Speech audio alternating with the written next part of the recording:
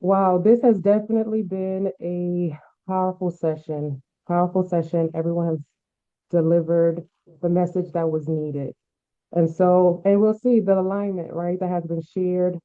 There will be some similarities in that with what I have prepared for you here today. So, as we get started, I want you to think about something.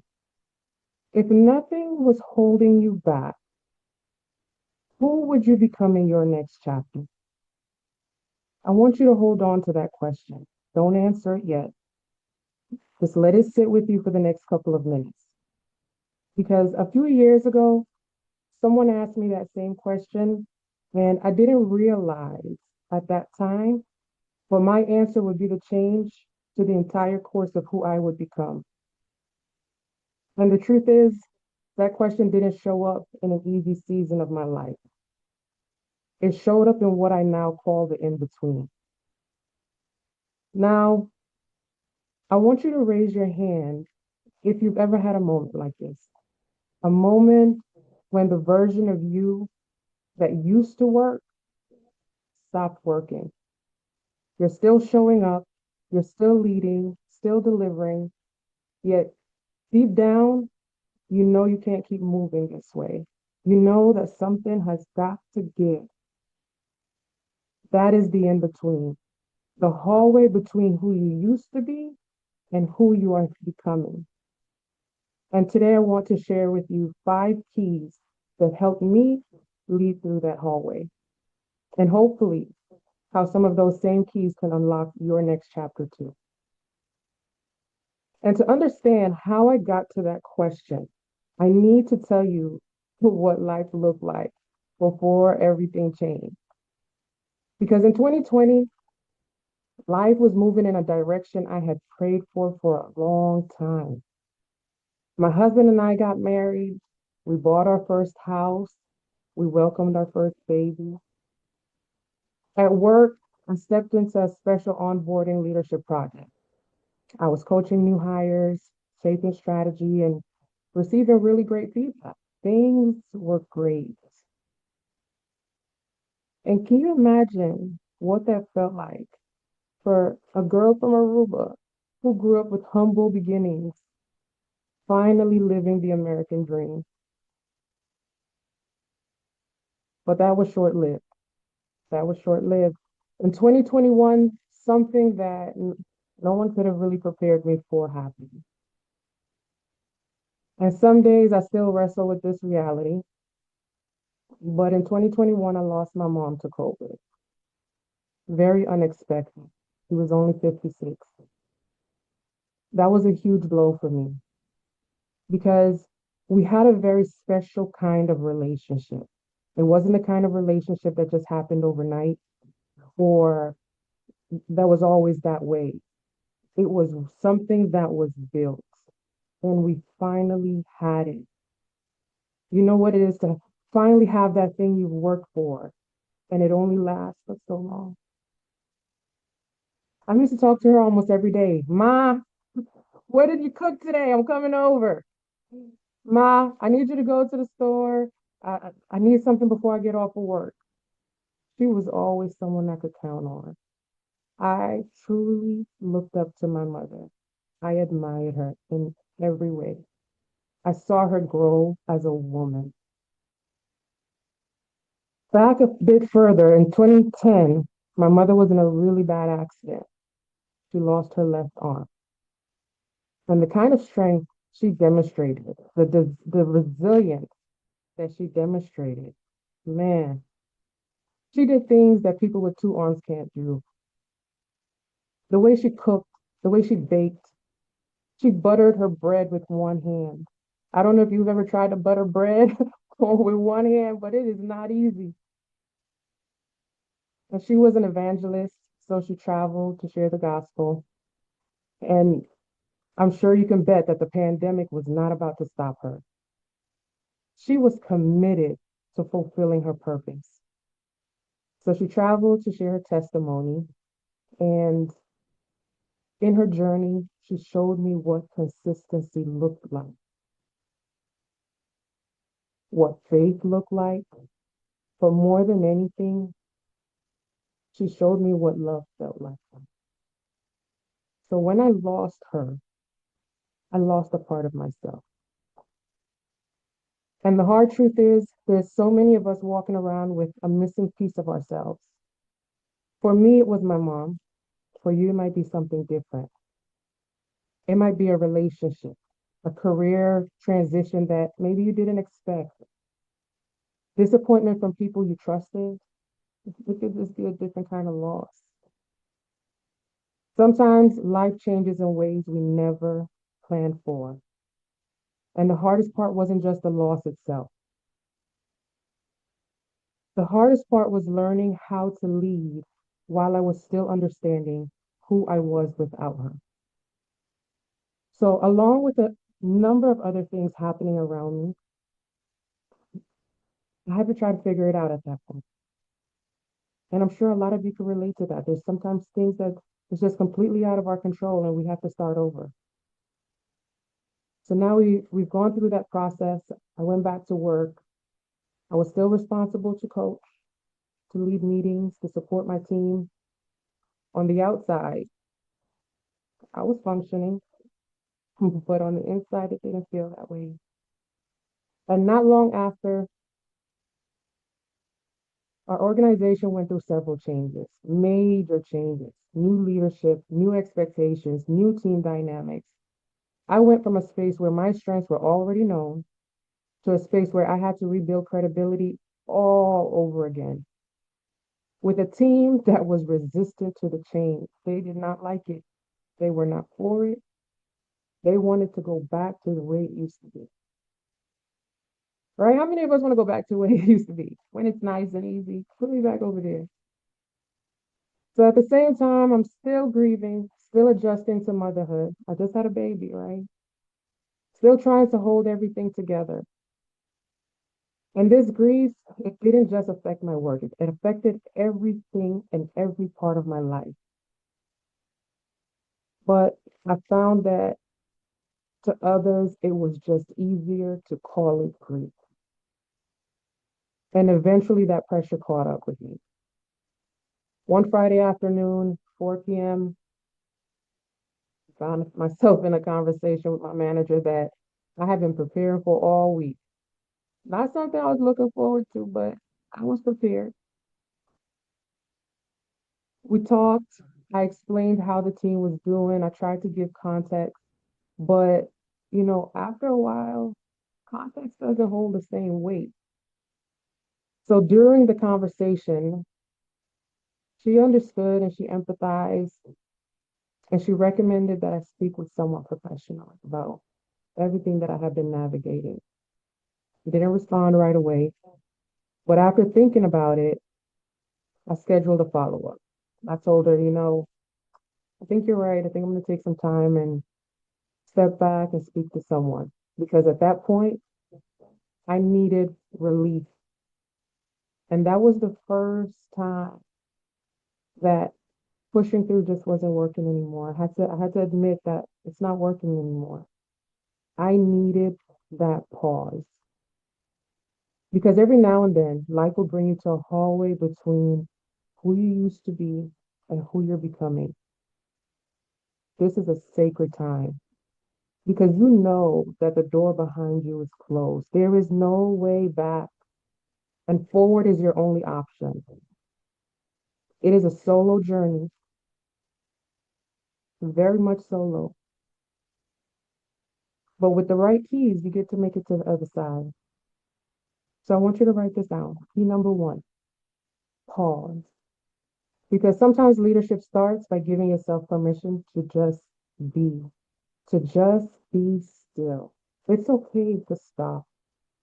If everything is going crazy, what's the worst that can happen, huh? Right? Take a pause. And today I want to free you from the stigma that comes with taking a pause. A stigma that kept me in a cycle that was tearing me down. The stigma that a pause means you failed, you're weak, you couldn't lead under pressure. But I'm here to tell you that rest is your birthright. So now, pause doesn't always mean taking a leave, right? For me in that season, it did. But for you, it might look like protecting your weekends. Close the laptop and mean it. Disconnect from work. Reconnect with your family, your friends, yourself. Do something for you. Because the leaders who lead well for the long run know the difference between needing a break and needing a boundary. Both are valid. Both are leadership. So here's a question I want you to write down. What is one boundary you could set this week that would give you back 10 minutes of peace a day? Just 10 minutes. Because sometimes the most strategic decision you can make is to pause long enough to hear what your next chapter is. So during that time, now I'm away, I started working with a coach and I was telling her about my experience and just everything that happened, just how it felt. And she's quiet. She's taking notes. Her head is down. She's writing. And I'm like, okay, she's really listening. And she was. Then she stopped and she looked at me and she said, you know what that sounds like? Now I'm curious. I'm like, well, what does it sound like? She said, it sounds like you lost hope. Wow. You know why that made me feel that way? Because in that moment, I finally understood why everything felt heavier than it used to. Because it made me think of a conversation that I had with my mom years earlier. I said, Mom, you know what? Even if things don't turn out the way we think they are spiritually, I'm still glad I chose to believe and follow Christ. And she said, very casually, and she looked at me, she's like, because it gave you hope. Now the two came together. It did give me hope. Hope that things do get better. And what I was walking through was only for a season. So when my coach said I had lost hope, that moment stayed with me. I realized something in that. So now I'm gonna bring you back with me. Fast forward, I'm back at work, feeling like a brand new car. I'm ready. I'm ready to show what I've learned and what I'm ready to do. Both excited and nervous. But our teams were still working through the changes and the agents were still not bought in. And to be honest, to put this on everyone else would not be fair. I had opportunities as well. And that's when I realized I still had some work to do. But then one day, I was in a strategy meeting. We were talking about the performance challenges and everything we had been navigating together. And near the end of that conversation, one of my coworkers asked me a question. If you could do anything outside of what you're doing right now, what would you do? In that moment, I felt like, oh, I know the answer to that, but I haven't thought about it in a long time. How many of us have that thing that we know we are called to do, but we haven't thought about it in a long time? So I answered, you know what? I'd be a coach, not to push performance, while performance is important, but to help people grow and shift their mindset and break the barriers that are holding them back. And those were the two moments that formed key number two for me. So I want you to write this down. Key number two is clarity, because that's when things became clear. I identified what I lost and I remembered who I wanted to become. Clarity, clarity opens the door to a very quiet room, a place where you get to redefine what truly matters versus what's a distraction. You get to define your goals, your values, your direction. You get to name your next chapter.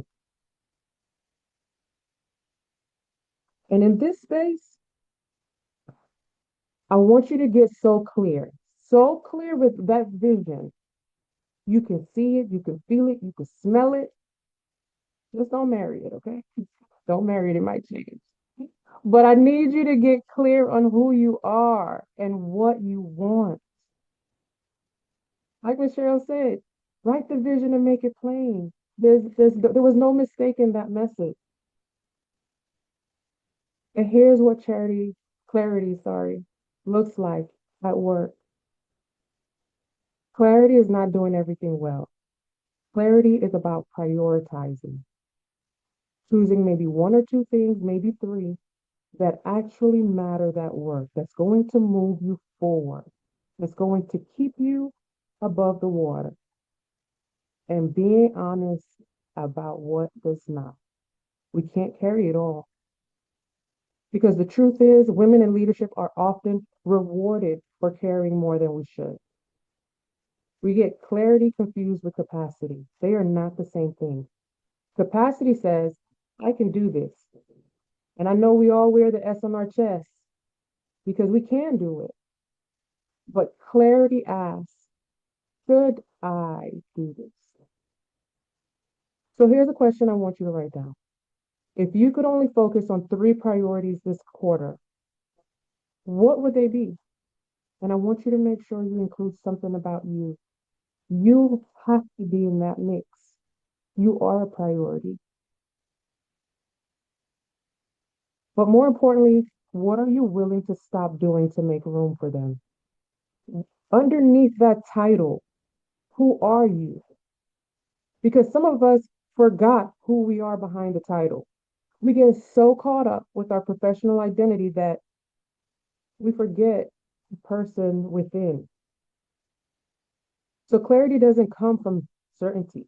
It comes from being honest about what no longer fits. And once you're clear on that, that's when we use key number three. Key number three unlocks the door to release. Because once I had clarity, I realized something. It was time to release the version of myself I was still trying to lead from. Holding on is like dead weight. It only weighs you down. Letting go is an act of strength. You did not fail when you decided to let go. Sometimes we work so hard for that position, a career, the title. We start to think that letting go is failure. I've put too much into this to give up now. Sound familiar? I've really given my all for this. It's just a bump in the road. And I'm not saying to give up on everything. Resilience is a good thing.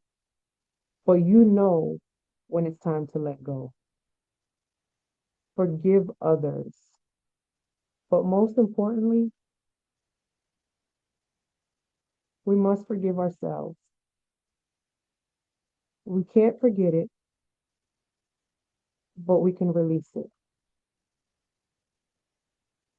So now, here's what release looks like at work. This is key number three. Release the tasks that don't belong on your desk anymore. Delegate the things you've outgrown. Say no to the meeting that's in the email. Say no to the project that's not yours to carry. And release the identity of being the leader who handles everything. Because that identity is expensive. It costs you your energy. It costs your team the chance to grow. Your job is not to carry it all. Your job is to lead well. Those are two very different things. So here's a question I want to leave with you for release. What is one responsibility on your plate right now that you know in your gut that doesn't belong to you anymore? And underneath that, what version of you is taking up space that the next version of you needs in order to become? You have to let it go. Growth requires space for you to step into your next chapter. For me, that decision was to enroll in two certification programs. One was in emotional intelligence coaching and one was in confidence coaching. I joined communities that aligned with what I was building. I took classes. I took time to be with self. I started to journal. I started to listen to things that were more uplifting. I started to study the lay of the land. And let me be honest with you, rebuild, it's not that pretty, right? Rebuilding is not that pretty. It's tough.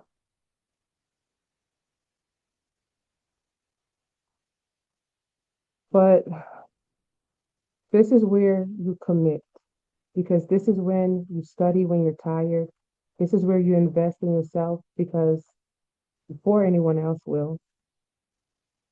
This is where you keep going on the days that the old version of you would have quit. And as a leader, there are three things you have to rebuild. You rebuild your skill set. What got you here won't get you there. The next role requires new rules. It's time to go get them. You rebuild your capacity, how you manage your energy, your time, your attention. You have to be intentional because leaders don't burn out from hard work. They burn out from carrying work that should have been released. You rebuild your mindset because your mindset is the ceiling on everything else. It starts with up here. How do you see yourself? How do you see the world outside? Because if there's one thing I know about life, life is either going to overcome you or you're going to overcome it. Who are you betting on? Because I'm betting on me every time. And I need you to bet on you too. Confidence is the courage to try the things you're not sure will work out. It's the promises you keep to yourself. I want you to be brave. I want you to trust yourself again and celebrate your wins along the way, not just the finish line. Sometimes we wait for that big goalpost to get here. But the fact that you woke up and you did something that would have terrified you, the fact that you said, you know what, I'm going to the gym, I'm going to read this book, I'm doing something that's going to move me forward, you celebrate those things. I tell folks right now, I am living my most courageous life because never in a million years I would have thought that I would be here today. As an introvert, no, I didn't think so. But I'm here, I'm doing that courageous thing. So here's a question I want you to write down. Of those three skills, skill, capacity, and mindset, which one is the holdup for the next version of you? And what would you do this week if you actually believed in it? So that was key number four, rebuild. And now it starts to feel real. We open the last door. This is when we get to see the light at the end of the tunnel. Key number five is move. Move with intention. With this key, there were things I had to start doing and things I had to stop doing. There were standards that I had to redefine, boundaries I had to set. That was probably one of the toughest parts. Boundaries. Yeah, because for so long I had boundaries, but to stand in them, to prioritize me, took a different skill, took a different strength. Beliefs that I had to rebuild. I had to rebuild so much about the way I believe in myself. And then I had to take action because growth becomes real when you start moving again. Because at some point, you have to begin showing up as the person you've already decided to become. And as a leader, moving with intention starts before you even open your laptop. It starts with how you begin your day. You don't let your inbox run your morning. You don't let other people's urgency become your top priority.